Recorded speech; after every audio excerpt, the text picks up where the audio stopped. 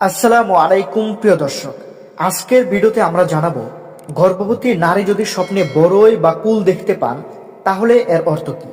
এই স্বপ্ন কি সন্তানের জন্য কোনো ইঙ্গিত বহন করে, সে সম্পর্কে জানতে ভিডিওটি শেষ পর্যন্ত দেখুন, ইনশাআল্লাহ উপকার পাবেন। প্রিয় দর্শক, গর্ভাবস্থায় নারীদের স্বপ্ন অনেক সময় অর্থবহ হয়ে থাকে।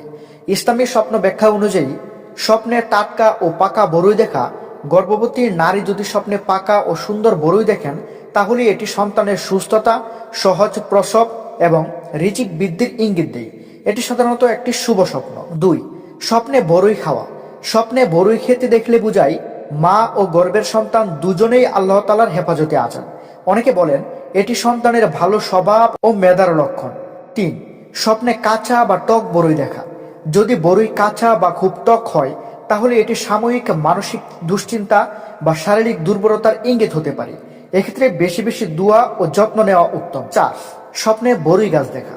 গর্ভবতী নারী বড়ই গাছ দেখলে এটি বোঝায় পারিবারিক সুখ, সম্মান এবং ভবিষ্যতের সন্তানের মাধ্যমে কল্যাণ আসবে। সব স্বপ্নই যে শতভাগ সত্য হয় এমন নয়।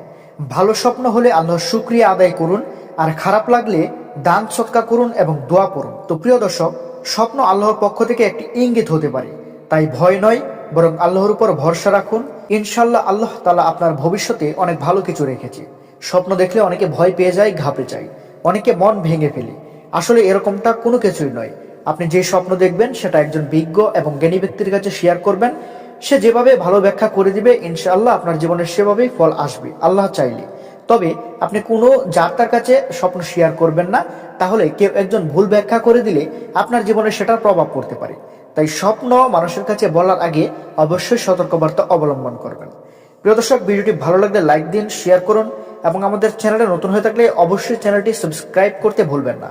আসসালামু আলাইকুম, আল্লাহ হাফেজ।